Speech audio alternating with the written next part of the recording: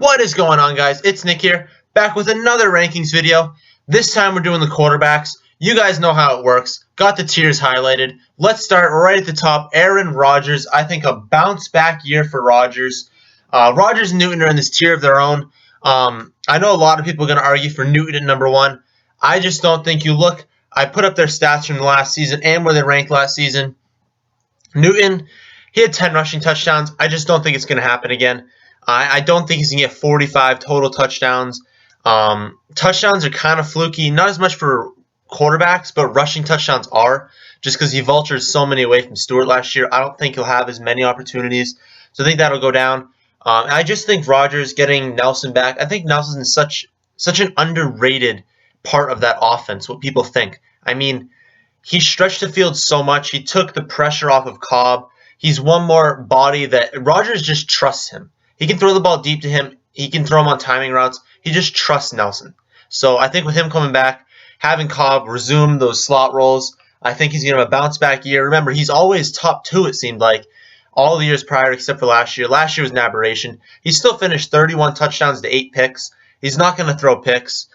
He's going to be consistent for you week in and week out. He's a lock for top 10 even when he has an absolutely terrible year like he did last year. For him, it wasn't a terrible year overall, but for him it was bad. So I think he's the number one. Again, in this column right next to the names, I have the rounds that I'd be looking for them in. So if I'm in the 4th round, I might be looking at Rodgers. 6th round, I'd be looking at Newton. So that's what those mean. Now looking at Newton, obviously, coming off the MVP season, 35 touchdowns to 10 picks, plus 600 on the ground and 10 touchdowns. I think those numbers are going to go down. I think he's going to have a great year. That's why I'm ranked 2 in the elite tier with Rodgers. I just see regression coming from him. Next, Brady. I'm a New England fan. Love Brady this year.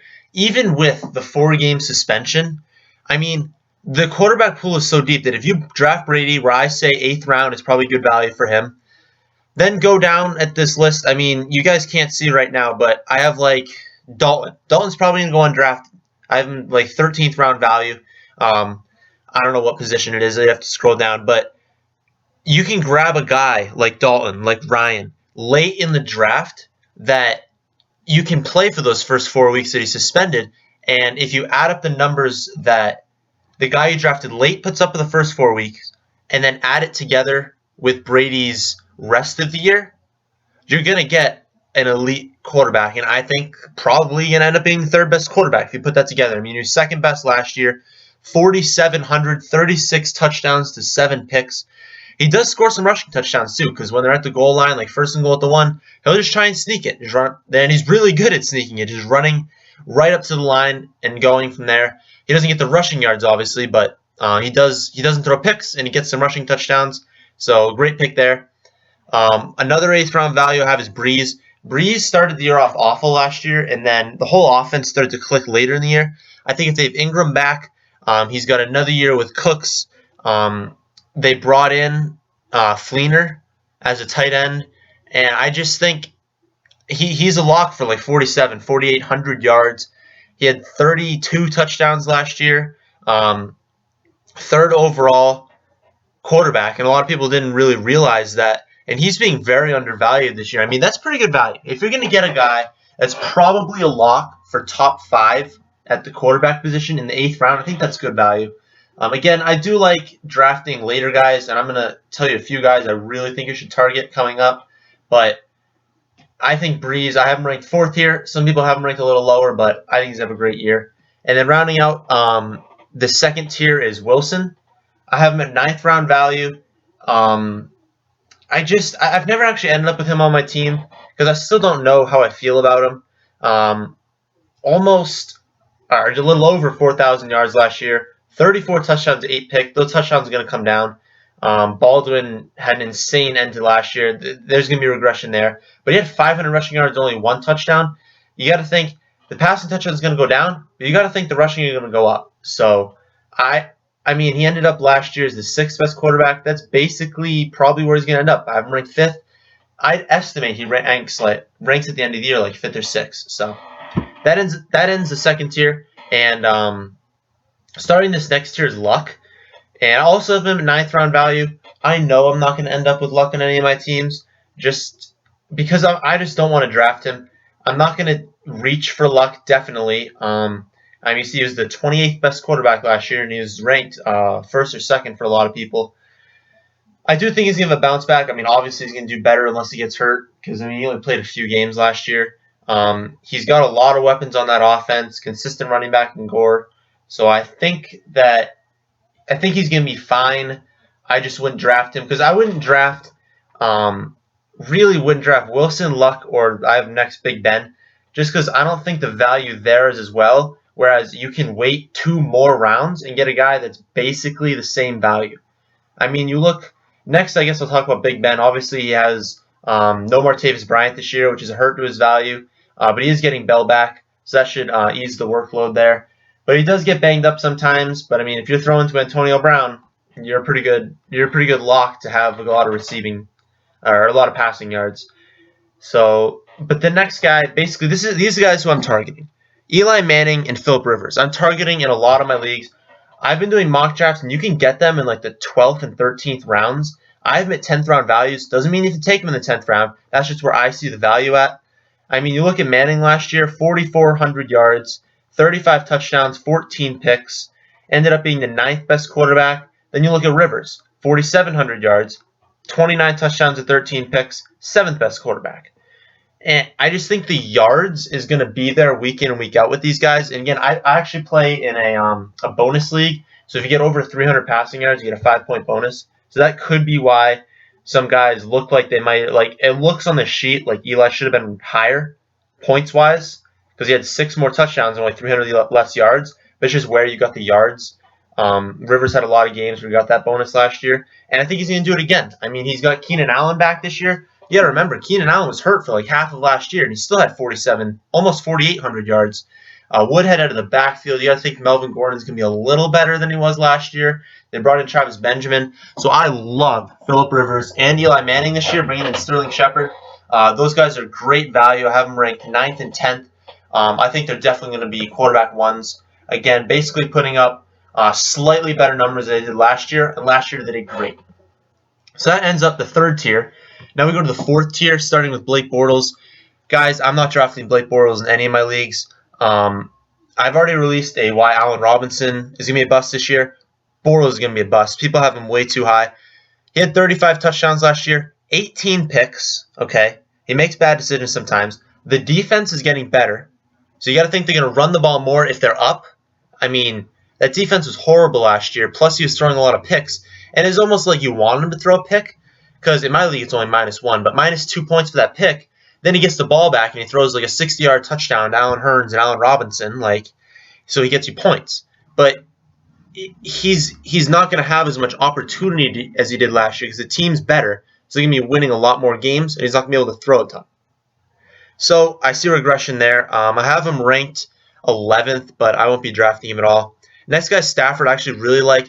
This is a guy I'm matching up with Brady. If I draft Brady in a league in like the 8th round, I'll draft Stafford in like the 12th round so that you look at his first 4 games actually, and they're really easy. So he's a good guy to stack with him because you take the first 4 with him plus the rest with Brady, and you've got potentially the #1 overall quarterback that you've drafted way later than you would have to take a #1 overall quarterback. So Stafford, I mean, they're revamping the offense this year. They're changing everything. But you look at the end of last year, and he did absolutely fantastic to end last season. It's just the start that brought his numbers down. I think bringing in Marvin Jones on the outside, he shouldn't take too much of a hit by losing Calvin Johnson. But again, he did lose Calvin Johnson. That's why he's not ranked up here in a tier, in the tier above in that 3rd tier. Next is Palmer. He ends the 4th tier. He had a fantastic year last year, a career year, 4,600, 35 touchdowns to 11 picks. I just think regression's coming with him. He seems to always get hurt. So I am staying away from him. Again, he is my 13th quarterback, so I probably wouldn't end up with him because, I mean, I play in a 12-team league, and a lot of people don't generally draft 2 quarterbacks. And I'd rather take a shot at some of the guys later. Maybe I can get him in like the last round, even though, well, the 12th round really, because you take a defense and a kicker in the last rounds. But actually, the league I'm in doesn't have a kicker, so I can take a defense in the 14th and then my quarterback in the 13th. I'd rather take a shot on some of these other guys than take Palmer. I think a lot of people have him ranked higher than I do, so maybe they have him ranked like 7th or 8th, so I'm just not even going to have the opportunity to draft him. Perfectly fine by me. I think regression's coming. On to the next tier, and these are the guys that I like taking a shot on. I think Winston is going to have a really good year. Maybe he's not going to probably end up in that quarterback one position, but if you're streaming quarterbacks, he's a guy to look at on a weekly basis. If he's playing a really bad defense. Last year, 4,000 yards, 22 touchdowns to 15 picks, 6 rushing touchdowns. He'll just run in. I mean, they do not give the ball to Doug Martin when they get close, which was a little frustrating as a Doug Martin owner last year. But I mean, when they get to the 10, he just scrambles in for a touchdown, which, you know what? 6 points instead of 4 for the rushing touchdown. So he ended up last year actually as the 15th, so almost into that quarterback one conversation. And you've got to think in his second year he's going to be better. He's going to have a better rapport with Safarian Jenkins, with Mike Evans. So I think he's a guy to look at streaming option. Also, Tyrod Taylor is a guy to look at streaming. I mean, Tyrod Taylor had 3,000 yards, but he also had like 600 on the ground, 4 touchdowns there. 20 touchdowns, only 6 picks, makes smart decisions, doesn't turn it over. I think if Watkins is healthy for the full year, and so is McCoy, he could push into that quarterback one conversation, but he is more of a streaming option. And really, the rest of this list is a streaming option. I've ranked something the top 23. You're not drafting the 23rd overall guy. These are just guys that you look at and say, you know what? This is a guy I might stream. Maybe you draft Tyrod Taylor, but week 3 you want to drop him because Dalton has a good matchup. And then in week 6, Winston has a good matchup, so you pick him up. And that's a lot how I actually like to play. Just play the matchups because, you might look at Winston at the end of the year and see his numbers. A lot of big weeks came against bad teams, and so did another guy. So you add together the weeks that you had Winston, the weeks you had Taylor, the weeks you had Cousins, and it could actually end up being like a top 5 quarterback, and you never at any point owned a top 5 quarterback, and you never spent a draft pick on a top 5 quarterback. So take these guys late, just stream them. Cousins is the next guy I haven't talked about. Had a really good year last year, ended up as the 8th best quarterback, but we really haven't seen enough to rank him any higher than this. He's got a lot of weapons on offense.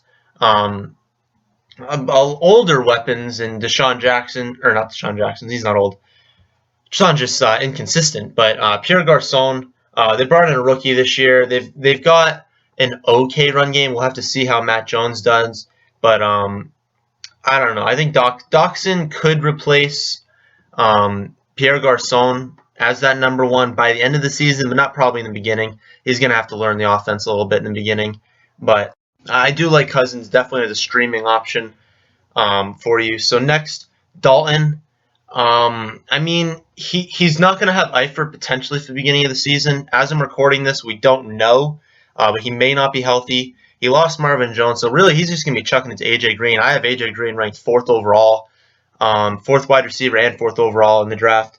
But I just don't think he has as many weapons as he did last year. And I don't know. He's not like an elite talent. He's definitely more of a streaming option, like all these guys are that I've been talking about recently. But I don't think he's draftable for me. I don't think the upside is there, just given that he doesn't have as many options. Same with Romo. Upside isn't there. They're going to run the ball with that O-line.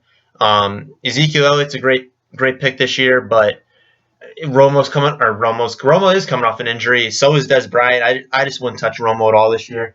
And I really wouldn't touch the rest of the guys I have here. I mean, Matt Ryan, you look at the numbers and you see, oh, look, 4,600 yards. Yeah, because he throws like 240 a week. And that's just not going to cut it for you. It's like 240 and a touchdown a week. He's the king of consistently mediocre. Literally every year he's going to get like 15th to 18th overall points-wise. He's not going to blow up. I don't even think he's a streaming option, to be completely honest. I don't think any of these guys may be. I mean, Carr and Cutler potentially, but Cutler doesn't have as many options as he has in the past. It's basically just Alshon. Lost Bennett this year, lost Forte this year, doesn't have Marshall anymore, so I don't really like him. Tannehill, again, he's consistently mediocre as well. Maybe if Parker and Landry are a good tandem, then maybe he'll post some good numbers, but wouldn't draft any of these guys.